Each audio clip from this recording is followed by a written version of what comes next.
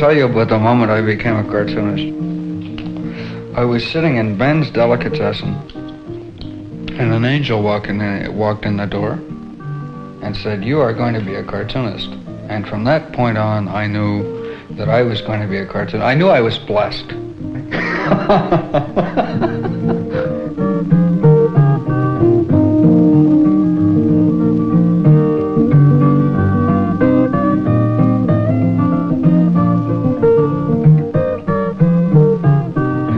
All right, I'll give you the story. I was kicked out of high school because I took a project they gave me very seriously. I was assigned a project on, they wanted a thorough examination. You know, they're just kind of training you for university. This is the idea where you go into a subject. So I went into the subject of dope trafficking. And I must admit I did a very thorough study. And I thought it would be very dramatic at the time to pick up interest in the speech. So I decided that I would hold up one cigarette and say, "This is red." And then I would hold up another one and say, "This is a marijuana cigarette." Fine. So I got a hold of a joint, and Monday morning I showed up in class, and they called me down, and it was kind of delicate. Anyway, I was out of high school, so I ended up in art school. You won't believe this, but I grew a beard. I screwed off one summer. I grew a beard in Quebec City, and I came back, and they said, "Well, no, you can't have a beard in this art school." So I shaved it off. I thought about it for 2 weeks, and I quit. And that's when I took off, and that's when I began to learn how to draw. Up until then, I had really had the technical kind of knowledge of this, that, and the other. But I took off for about a year and a half, and I drew on anything I could find, a napkin, piece of paper, anything. I drew and drew and drew, and I really enjoyed it. And I'd get dollars in New Orleans. I stretched canvases, slept in a bathtub, snuck my way into Mexico. Oh yeah, it was a lot of fun, a fantastic time.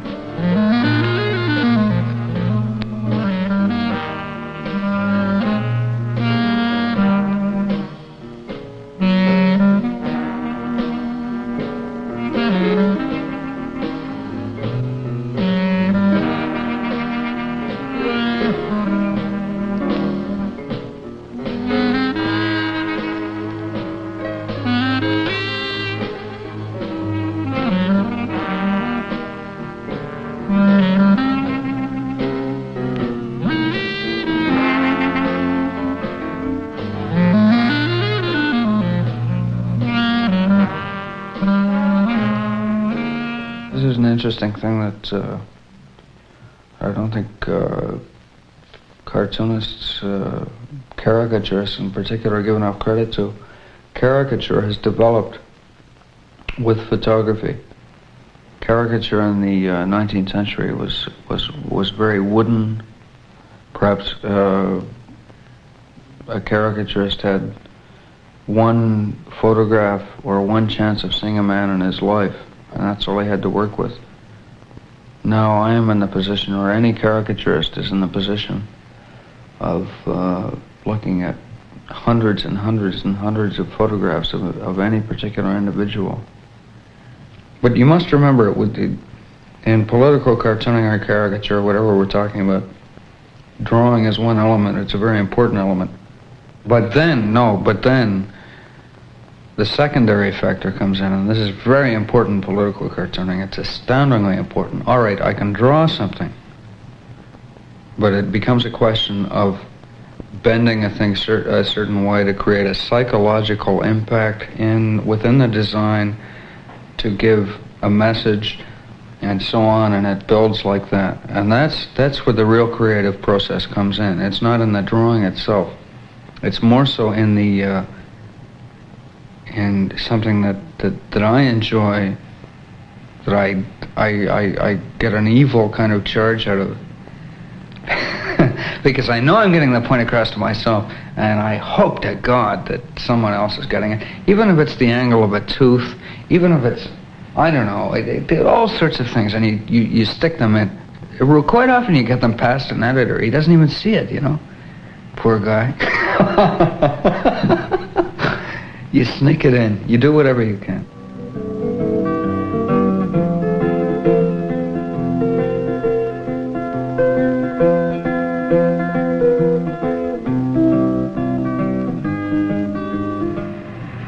No, it's not a personal thing. You know, this is something that a lot of people don't understand. It's not a personal thing. You're really going after the public figure more than the private individual. And it depends so much on their public stance. You'll leave somebody alone for months, but then suddenly a situation will develop and the way they will handle it. You're really laughing at them and their arrogance. Essentially, that's what a political cartoonist does. Again, you can translate it in that yes, I have political leanings. I suppose, very left in my personal point of view, but quite often I don't let that interfere with the cartooning, because leftists can be just as foolish as you know, your biggest percher. But some people will make you angrier than others. It depends so much on how a situation develops. Arrogance, you know, is arrogance in anyone. It annoys me completely. I also really despise any kind of authoritarian attitude.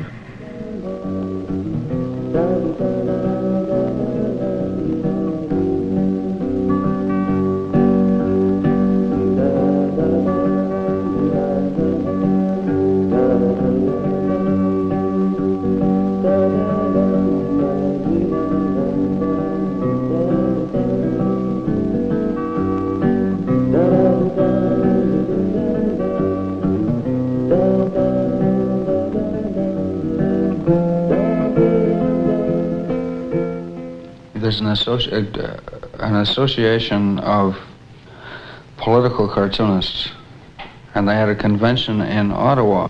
In any case, but I remember as the celebrities came in, and this really impressed me, because they had a display of Canadian cartoonists, and they all gave speeches, and everybody laughed and applauded. And it really bothered me.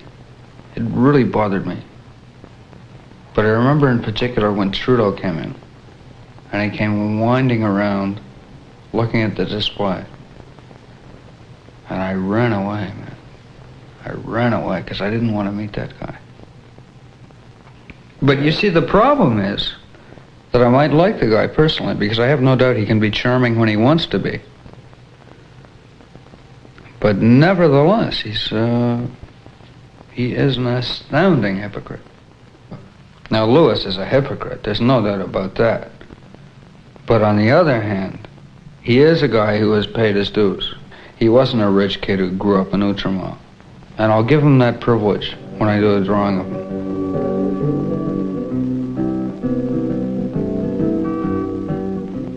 It's astounding how difficult the process of adapting the political cartoon to television is, but someone is going to come up with it. Okay, let's put it this way. Animation is an astounding medium, and I'm fascinated by it. But no one has yet done any kind of effective caricature in animation. Some of the most effective animators have not been guys who have spent 9 months, you know, drawing a full face turning to a profile. They've been guys who've been creative and done it the way they have to within a limit. You know, the deadline is so terribly important, and if you've got a deadline, you work for it and you do the best you can.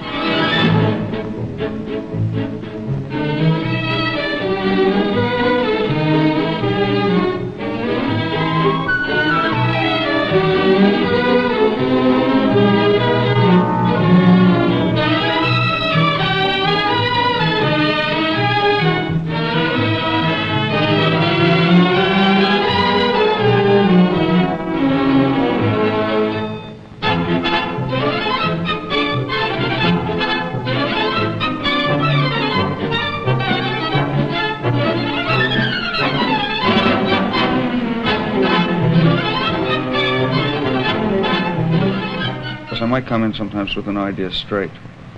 Other times I'll come in and I'll scan the papers. If I'm still kind of hanging in air, then I'll consult that. At that point, I'll consult the editorial page people just to see what they have on the page. If I'm still hanging, then I'll go to a stock idea. In other words, a file full of ideas that I've got that'll will go any time. Oh yes, of course. There's a definite deadline. I mean, or with the Gazette, I consider the deadline 5 o'clock. They can stretch it later than that. I know they can, but I don't like to give these guys extra work or have them panicking upstairs and downstairs. You know, it's not fair to them.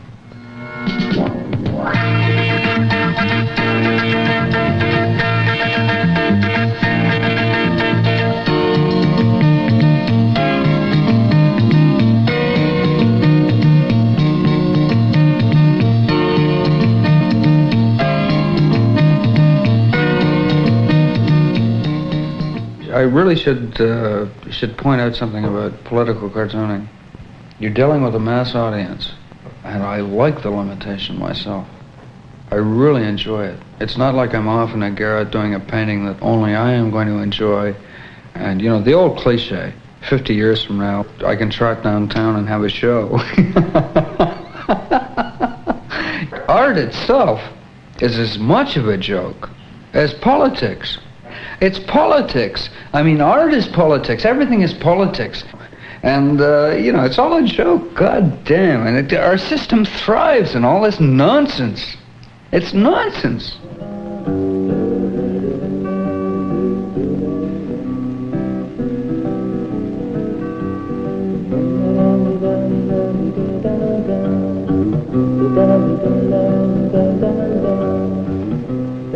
My cartoons over the last 5 years have become far more vicious than they were originally. A few years ago, I knew very little about the system. I was a naive painter, if you will, who came out of Quebec City, and geez, I'm enjoying it. You know, cracking the damn stupid, hypocritical system. Anyway.